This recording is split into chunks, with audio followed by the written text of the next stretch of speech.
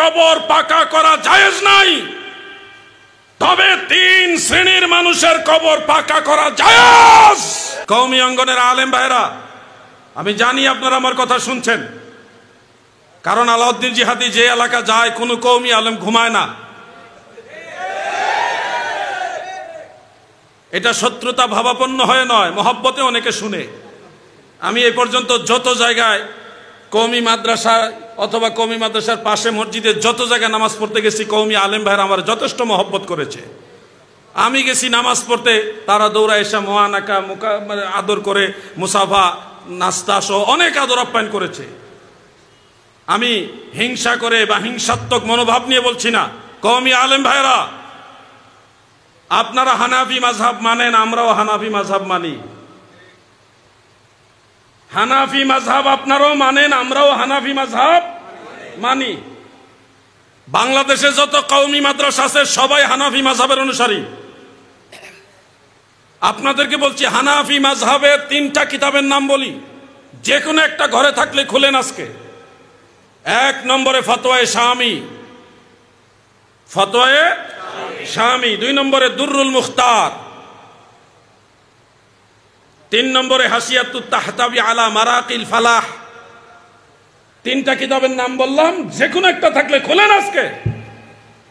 দেখেন, মাজার ভেঙ্গে দিতে চাচ্ছেন যারা, আপনারা মনোযোগ দিয়ে দেখেন।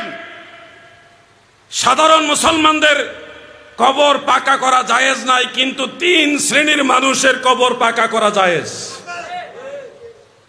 হানাফি মাযহাবের ফতোয়া এটা। সাধারণ মানুষের কবর পাকা করা জায়েজ নাই, তবে 3 শ্রেণীর মানুষের কবর পাকা করা জায়েজ।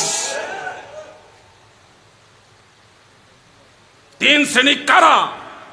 1 নম্বর হলো হক্কানি রব্বানি মুত্তাকি আলেম যারা, তাদের কবর পাকা করা জায়েজ। 2 নম্বরে যারা শেখ, মাশায়েখ, পীর, বুজুর্গ, আল্লাহর ওলি, তাদের কবর পাকা করা জায়েজ। 3 নম্বরে যারা সৈয়দ আওলাদে রাসূল, নবীর বংশধর, তাদের কবর পাকা করা জায়েজ, জায়েজ, জায়েজ। আলাউদ্দিন জিহাদি গায়ের জোরে কথা বলে না, কিতাব খুলো। ইযা কানাতিল মাইয়িতু, যখন মৃত ব্যক্তি হবে, কি হবে? সাদাত, সৈয়দ হবে, আওলাদে রাসূল হবে, ওয়াল উলামা, আলেম হবে, ওয়াল মাশায়েখ, এবং মাশায়েখ হবে, তাদের কবর পাকা মাকরুহ নয়, নাজায়েজ নয়। ওয়াহুয়াল মুখতার, এটা হানাফি মাযহাবে গ্রহণযোগ্য ফতোয়া। হানাফি মাযহাব অনুযায়ী আল্লাহর ওলিদের কবর পাকা করা জায়েজ। বলবেন হানাফি মাযহাব বললেই হবে না, কোরআন হাদিসে কি বলছে? কোরআন হাদিস গবেষণা করেই হানাফি